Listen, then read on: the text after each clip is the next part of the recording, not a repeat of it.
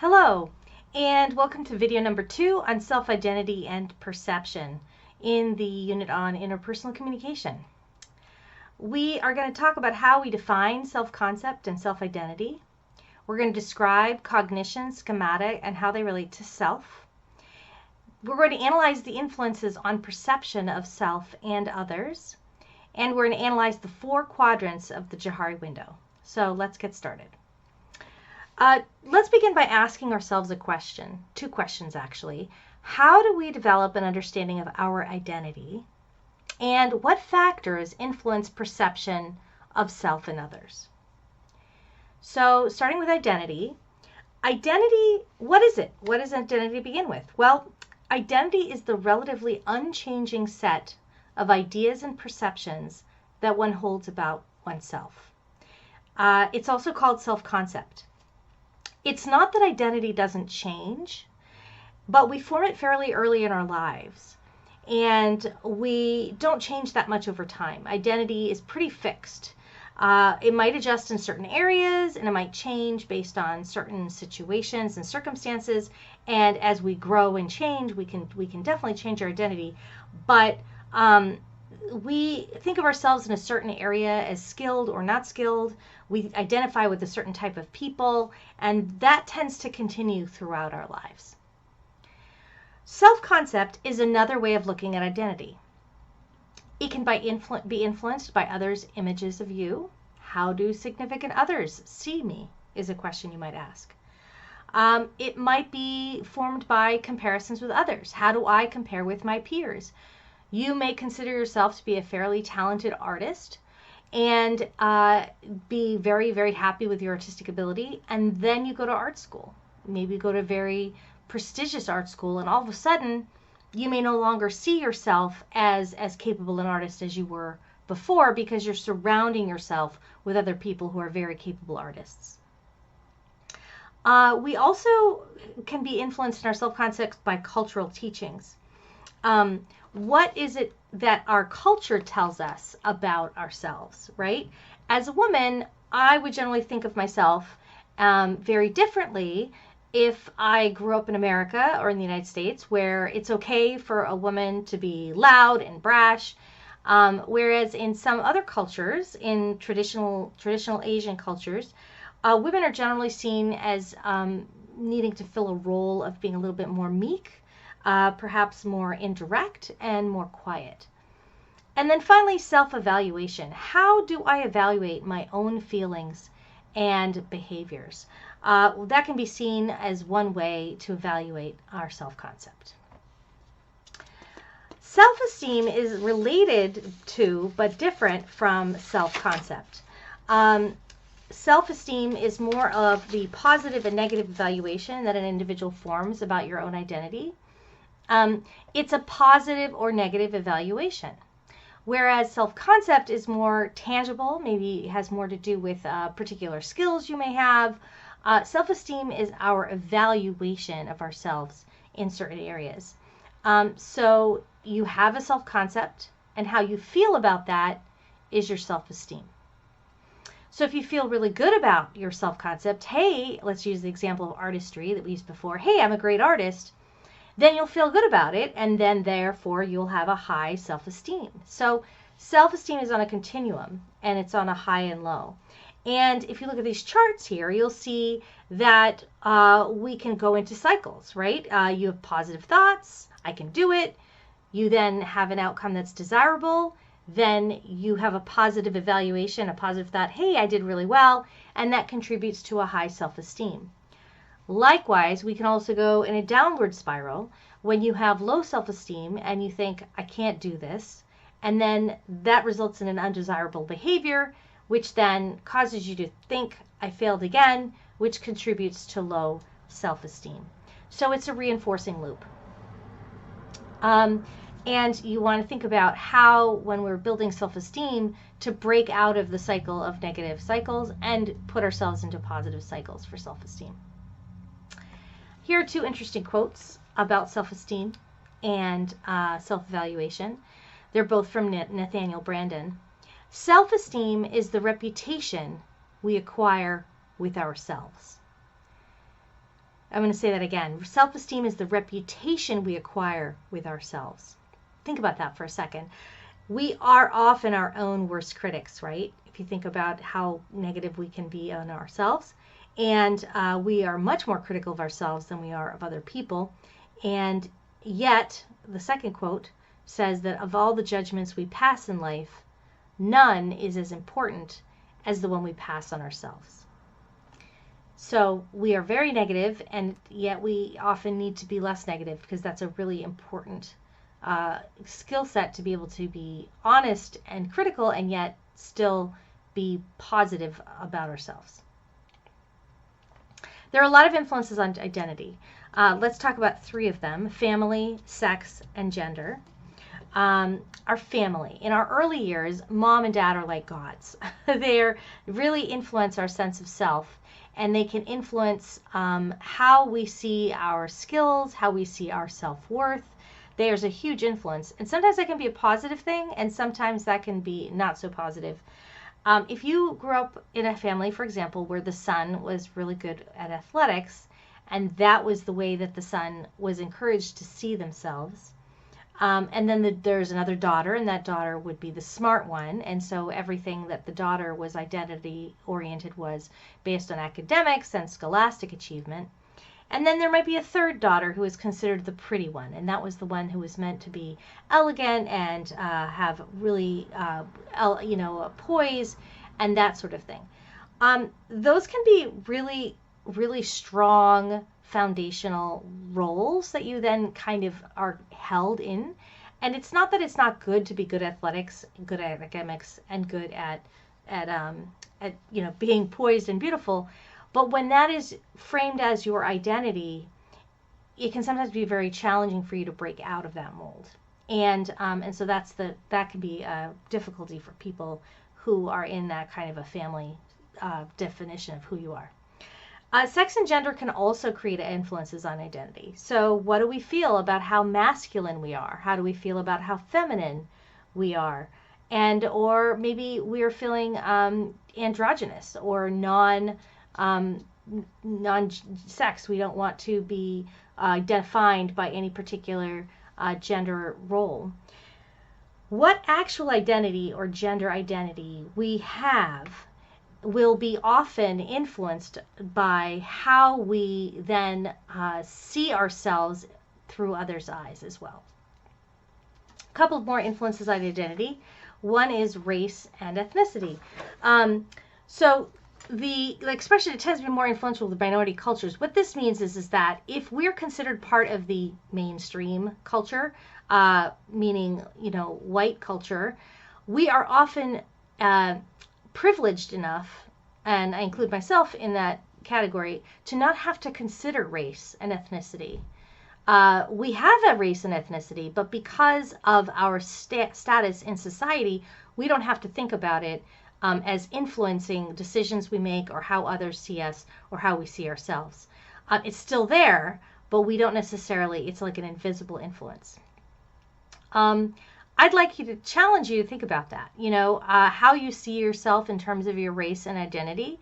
The normalization of white as the norm can actually detract from our own self-assessments. And if we are Caucasian, we need to recognize what it is that privileges us in terms of our identity and assumptions that are often made surrounding that. I'll make the comparison to a left-handed or right-handed person.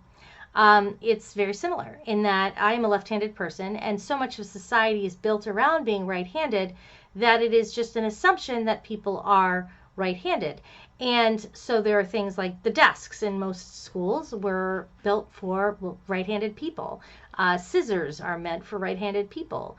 The way that instruments and mechanical equipment is made is for a right-handed person. And so as a left-handed person, we actually have statistically higher accidental death rates than right-handed people because of the infrastructure built into that setting. And I'd say that that's very similar for race and ethnicity. And we could go into that in some more depth later on when we talk about our unit on culture. Religion is also a really powerful influence on identity.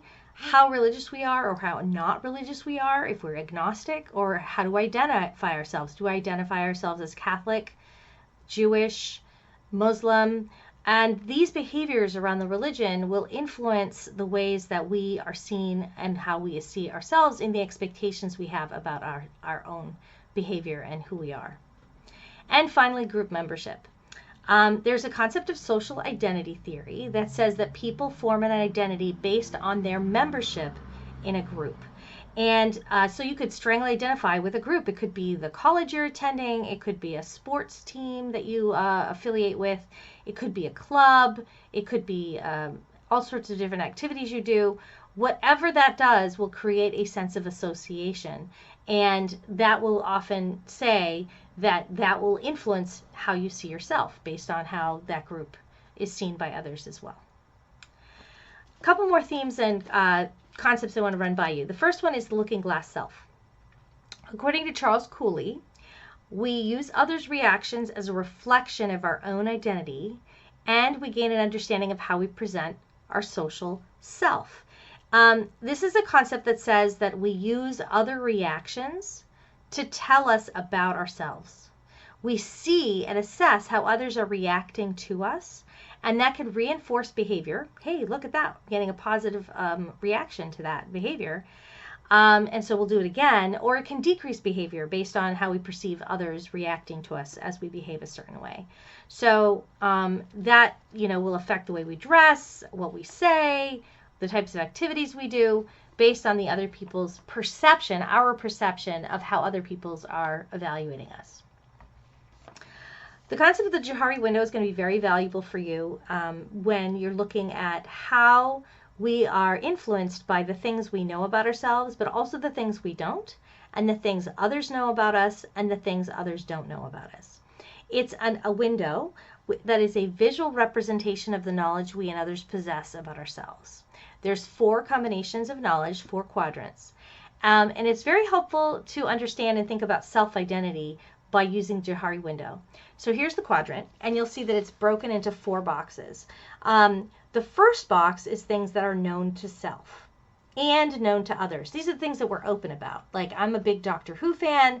I am very open about that. I'll let people know about that. I like Doctor Who. I'm very excited about the new Doctor and the new writers that are coming back to the TV show, science fiction TV show, for those of you who don't know what it is.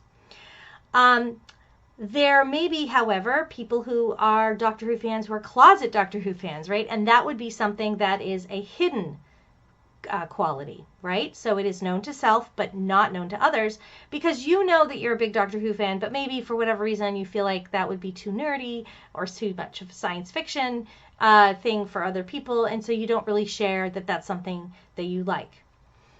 A third quadrant is the blind quadrant. These are things that we don't know about ourselves, but other people know about us. So this could be something, a little mannerism you have.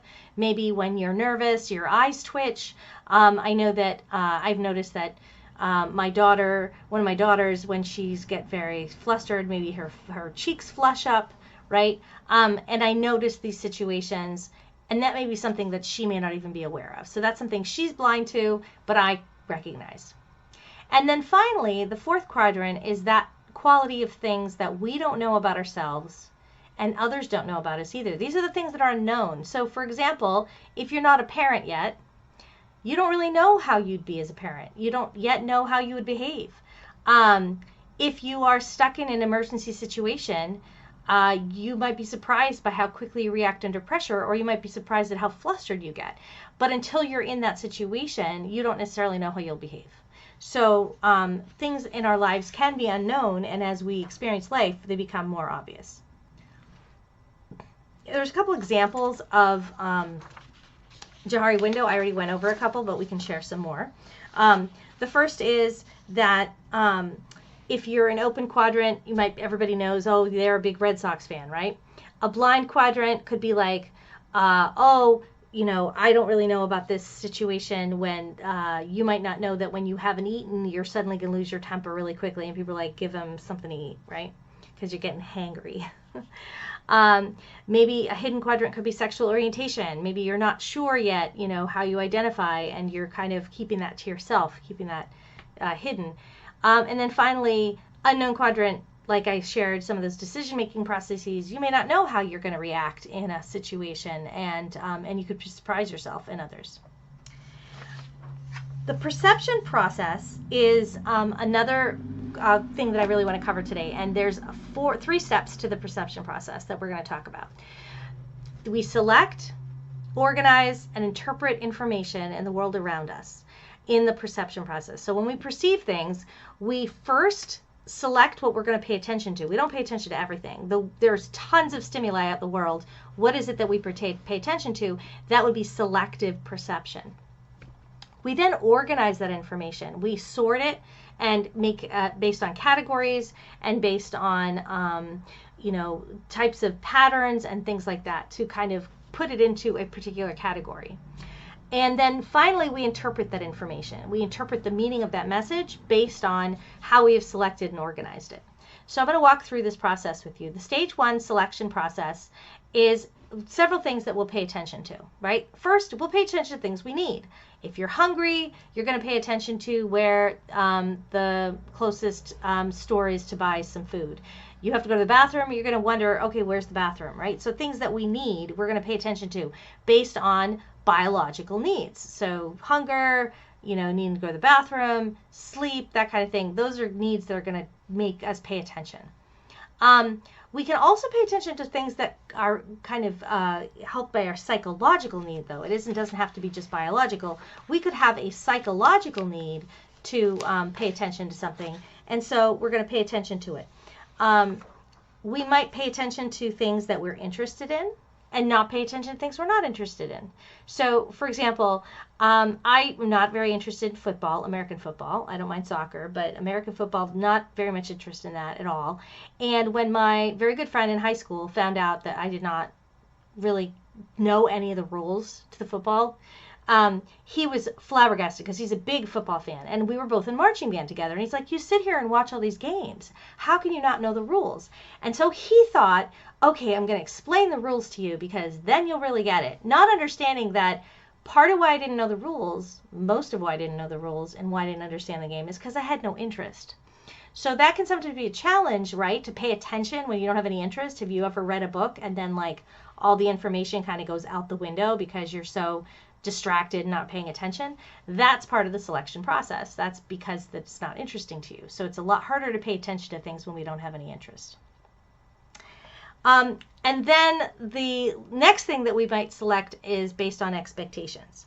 So if I were to tell you, okay, this concept is really important and it's going to be on the quiz, all of a sudden you're going to pay attention, right? You're going to be paying attention based on expectation. And it's true. I'm going to be evaluating you and how you understand the perception 3-stage process. So expectation can really influence whether or not you have pay attention, because you don't necessarily know what your return is on the investment to pay attention, right? Okay, so let's take a sensory test of expectation, and I'm just going to have you read quietly to yourself the words on the screen.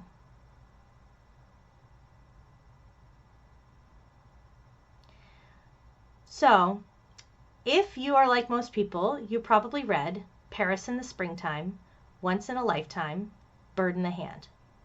And you would be wrong.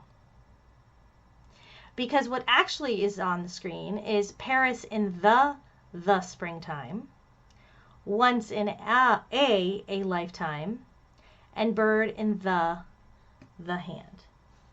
So this is a sensory test of expectation. So basically what it is that we often ignore extraneous information and details if it's not what we expect to see. So this is why it can be sometimes really hard to catch typos in papers that we're writing, because you don't expect to see that hidden typo, or you don't expect to see. So your mind actually glosses over it. Your eyes actually gloss over it. One of the things that we don't notice and is often like the missing things, we kind of fill in the blank. So for example, I have a missing tooth. And you probably didn't notice I had a missing tooth because it doesn't look like I have a missing tooth, because I have a very good orthodontist when I was a kid. And what happened is that he shifted my teeth. When a dental hygienist sees me or a dentist sees me, they notice right away that I'm missing, I think it's my lateral incisor, because they are trained to notice that kind of thing. But most people don't notice because my mouth has been shifted, and a lot of times that's what people do when you're missing just one tooth. It's a fairly common tooth to be missing, and there's a lot of people walking out there with that missing tooth. But we don't notice it unless we point it out, and even then it's not all that noticeable. The second stage of the perception process is organization. And there are several ways that will influence the way we organize things. First, simplicity. We look for the simplest path. Okay, so we will cut out extraneous information and just cut straight to the chase. And so this is why sometimes you might miss some details in a story. We look for patterns also. We look for something that looks like it's going to repeat. You're going to expect the same thing. You'll say it again. You'll go for that pattern. We also look for proximity. My favorite example of this is if you're going to a restaurant and you're with a bunch of people, but they're not with you. You just have to be standing waiting to be seated. The wait staff will often, or the hostess or host will come up and say, party of three, when it's you and two other people, because the fact that you stood next to each other, they assumed you were all together, even if you weren't. We also look for similarity. So if people are seen as similar, they might be assumed to be part of the same group. So two tall, very athletic people, you might assume, oh, they're both in the basketball team, right? And there might be similar in some ways, and yet they may not both be on the basketball team or even basketball at all. And then we also look for closure, and this is where we create a sense of the ending. We want stuff to have some form of resolution. I saw a t-shirt the other day that I thought was pretty funny that said something like, I never finish anything. And if you're like me, you finished that word in your head, didn't you? You said, I never finish anything. So that is something that we do to create closure, even if it's not there. So here's some fun examples. This is an example of what's called figure in ground.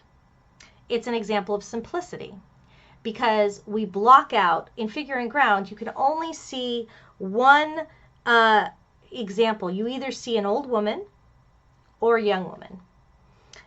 If you see the old woman, it's going to be hard for you to then see the young woman because your brain is cutting out the extraneous information. Your eyes will filter that out and go for what they see as your eyes see as the core message.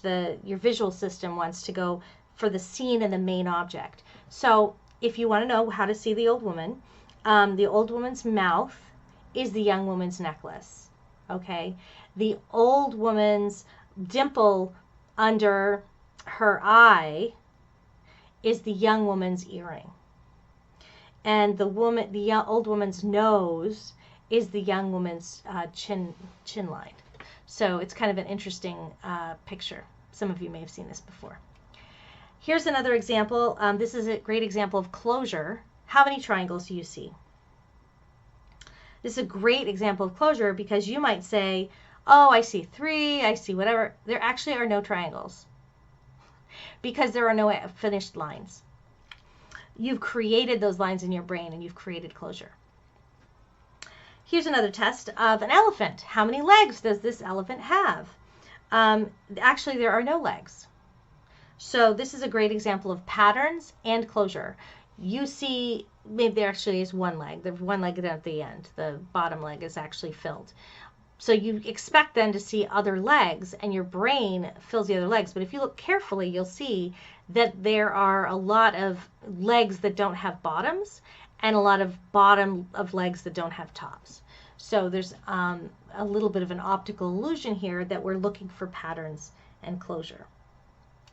So that is the second stage. That's perception stage 2. So the perception stage is 3 stages, right? It's selection, organization, and finally interpretation. So if you think about the fact that it's a process, and if we don't select information accurately because we're not paying attention to everything and we miss some details, and then we organize it incorrectly because we're based on stereotypes and patterns and simplicity and mental laziness, it's not any surprise really to think, oh, our interpretation process can actually be fairly inaccurate. And so one of the things that we want to ask ourselves is, what does it all mean? And I want you to ask yourself what the relationship is between these two people. If you are being objective, you'll see it's a man on the phone and a woman kind of leaning over him. How do you interpret this situation? You're making inferences and interpretations of the situation based on the perception and the information you've selected, how you've organized that information, and then interpreted it. So you might make some assumptions, like the woman standing over the man, and he's on the phone, and many people might assume that this woman is the secretary based on her posture, or maybe the gender roles that we create, or depending on your experience, you might assume that the woman's in charge. So this is an interesting example of trying to unpack how we interpret things. And really the key is for us to be aware of the assumptions we're making, right? So thinking about how our stereotyping or how our organization might influence the way we look at things. Cognition and schemata play important roles in how we perceive things. Cognition is how we think and apply logic to a situation. How do we kind of assume this kind of thing? And schemata is our mental framework of experiences. So these are two kind of concepts that influence the way we might have looked at that last picture. What are the defining characteristics? Cognition is how we think, how we learn, how we apply logic. Schemata is the mental framework of experiences. And we quickly understand and process information. And it's not that schemata are wrong.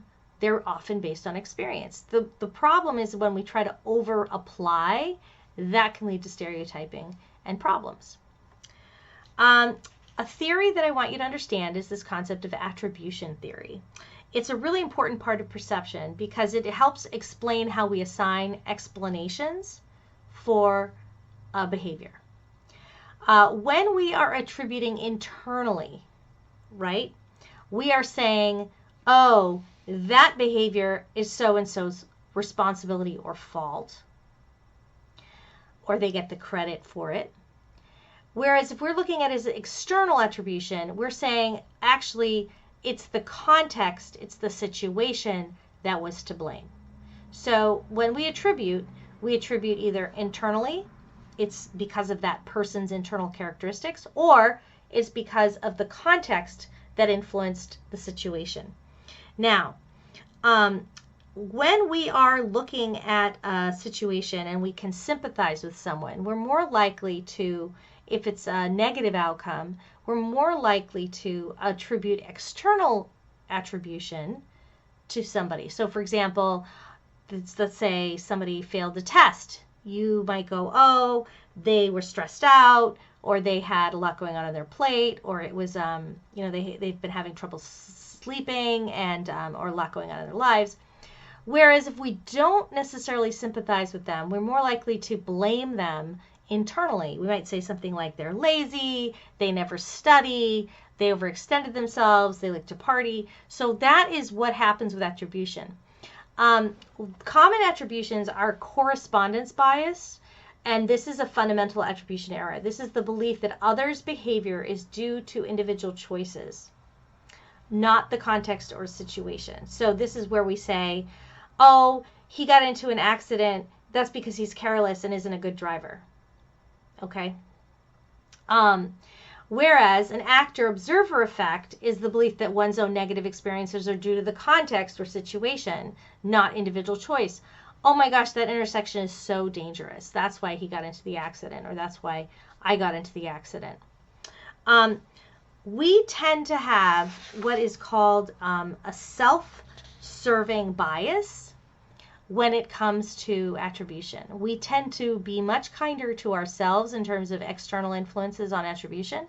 So if we get into an accident, we're more likely to go, that bush was in the way, I couldn't see the other person. Whereas when somebody else gets into the accident, we're more likely to say, they weren't paying attention, they were on their phone, right? So attribution theory is an important thing to think about when it comes to how we describe individual choices versus external concepts and external influences on behavior. All right, so let's review. We have talked about today the elements of self-identity. We've talked about how schemata relate to our understanding of self. And we've tried to talk about how others influence our perceptions of ourself. So I have a little mini quiz here for you in review. So question 1, after we've selected and organized our perceptions, we blank them in a way that makes some sort of sense. So selected and organized, what comes next? We interpret them. That's right. Which of the following is not one of the quadrants in the Johari window? So we got 4 quadrants: open, false, blind, and unknown. One of these is not a quadrant. That's right, it's false. It's actually open, blind, unknown, and hidden. Susie notices that when she doesn't take off her headphones in class, her professor is very critical, even if she isn't listening to music. She has begun to take headphones off because before class, she's using the concept of blank in adjusting her behavior. What is she doing? Is she using the concept of self-esteem, gender influences, the looking glass self, or simplicity? She's using the looking glass self because she's saying she's monitoring and changing her behavior based on how someone else, her professor, reacts to her. This term describes the process of assigning an explanation to a behavior. Attribution, self-fulfilling prophecy, identity management, or self-monitoring.